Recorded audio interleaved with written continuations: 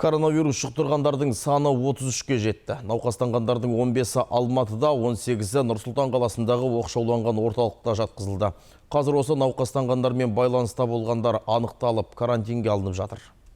Нұр-Сұлтанда бүгін түске дейін-ақ 14 адамнан коронавирус анықталды. Мамандар олардың 9-ы эпидемиологиялық жағдайы қолайсыз елдерден келгенін және кейбірі солармен қарым-қатынаста болғанын айтады. 4 азамат болса, бұған дейін Италия және Оңтүстік Кореядан ұшып келген кезде бірден оқшауға алынған. Ал науқастанғандардың қатары түстен кейін тағы бір адамға көбейді. Ол кісілер бір рейстен келген жоқ. 14 адамның 5-еуі біздің осы жергілікті Нұр-Сұлтан қаласындағы инфекционалдық стационарда бұрыннан карантинде жатқан. Барлық азаматтың жағдайы қанағаттанарлық. Қазір олармен байланыста болған адамдар карантинге алынып жатыр. Ал Алматыда бүгін тағы 4 адамнан қатерлі індеттің инфекциясы табылды. Сонымен науқастардың саны 15-ке жетті. Олардың ең кішкентайы 2 жастағы бала. Рейс Куршевель, Берлин, Алматы бағытымен ұшып келген. Ол балаларға арналған инфекциялық ауруханада жеке бөлімге жатқызылды. Жалпы бортта экипажды қосқанда 12 адам болған.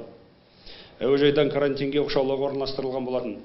Баланың денсаулығының жай күйі бүгінгі таңда қанағаттанарлық. 2 пациент бұған дейін коронавирус расталған адаммен байланыста болғандар.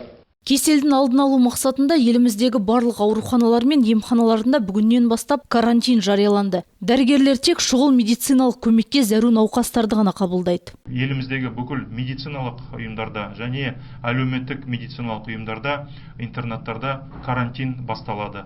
Осы карантин бойынша бұл мекемелерге тек қана сол мекемелерде жұмыс жасайтын азаматтар кіргізіледі, басқа кісілер кіргізілмейтін болады.